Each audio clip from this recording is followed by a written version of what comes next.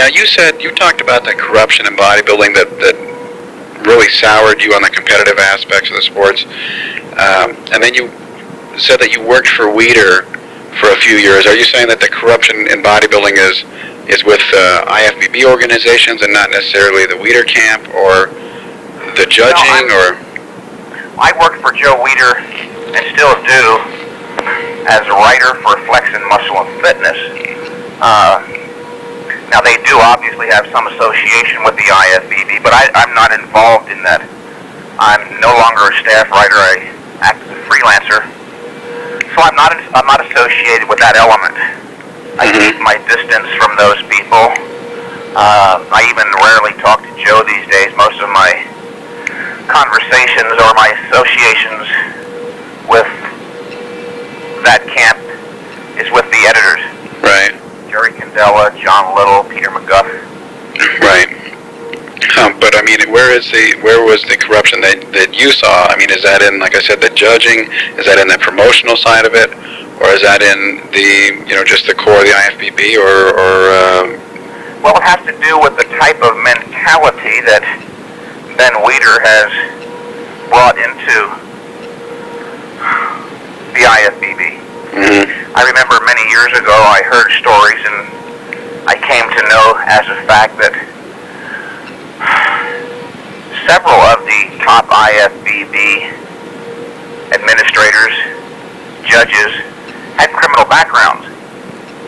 I thought that was quite interesting. And I realized later maybe it's not just a coincidence. I don't know. But it was a fact. It is a fact. Well, that it's the only game in town, and they pretty much have their say-so in how they run it. So I guess I still see problems, Bill. But of course, my experience was back then in 1980. Right. I saw that Arnold was the IFBB if he wanted to be, and that particular day in Sydney, Australia, the day of the Olympia, he was the IFBB. I had been given to believe prior to that Ben Weider was the president of the IFBB, and beyond that, he prided himself on being a stern, strong president. But on that particular day in 1980, he took a distant backseat to Arnold. Arnold seemed to be running things. He could have it any way he wanted. Wow. Only once I stood up at the pre-judging meeting did that thing come to at least a partial halt. That irritated Ben Weider, and he stood in between Arnold and I and tried to assert himself, but it became very clear, especially later on as the day proceeded, that things weren't the way they should be. Very, very clear. If it was just me saying this, of course it could be chalked up to sour grapes, although that's not true. I've lost contests before. I never raised a fuss. But that particular contest was so clearly fixed that every other competitor and many of the fans in the audience raised a fuss. And of course, in the aftermath, all the magazines carried articles pertaining to the fact that it was fixed. It was very clear.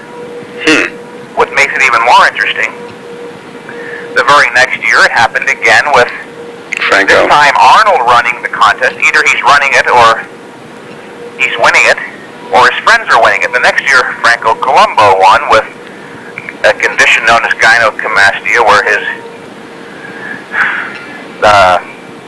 breast tissue or his chest takes on the look of having breast tissue. His right leg was maimed in an accident a couple years before, and that looked deformed. And he went on to beat people like Tom Platz, who was in the best shape of his life, and quite a few other people. It was a clear indication that Arnold Schwarzenegger and the IFBB were above ethical principles. They were literally snubbing their nose at the collective bodybuilding community. We run this thing and we'll do it any way we want. We did it last year and we're going to do it this year. We couldn't care less. We're above principles. Well, they can have it. They can have their contests, their Mr. Olympia, whatever it is. I couldn't care less. I actually enjoy my position where I'm at now a lot better.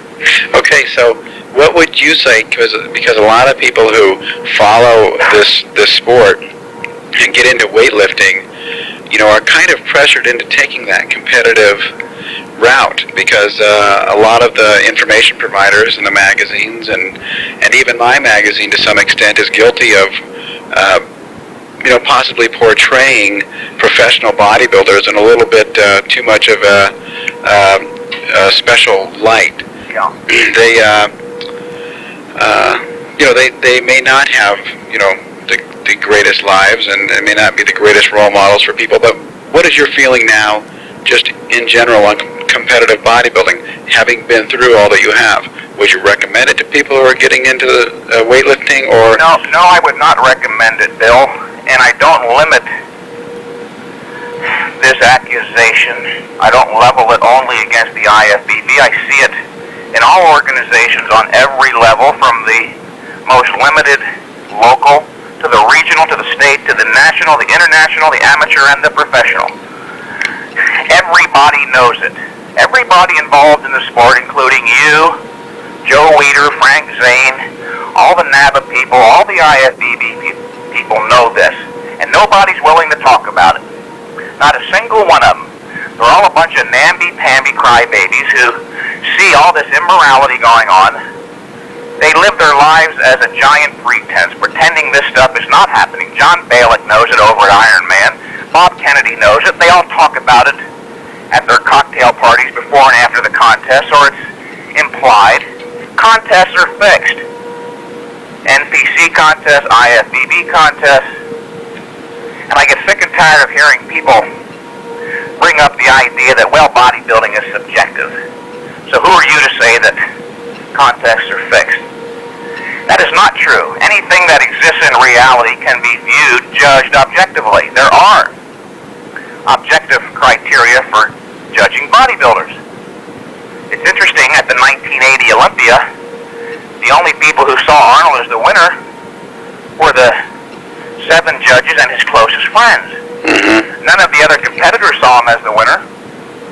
None of the audience, or very few, only those that were his friends.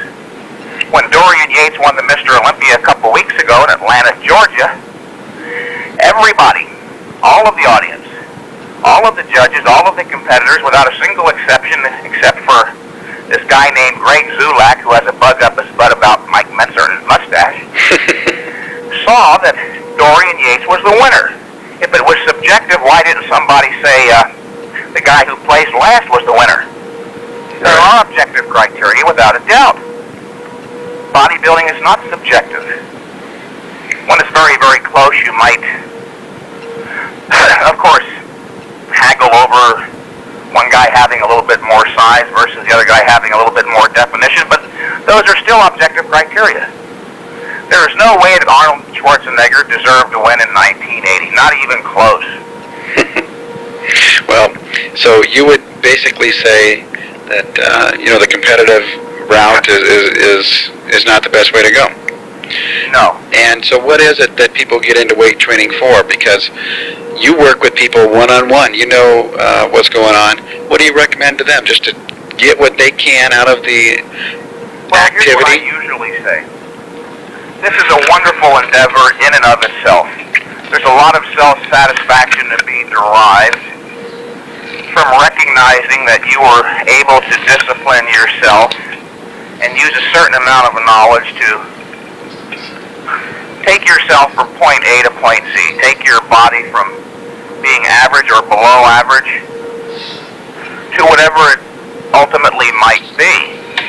If you want to compete, then just be warned beforehand. There's a lot of politics, and by politics I mean corruption. Without a doubt. If you recognize that and you still want to do it, you've got my best wishes. But don't let me hear you complain later on.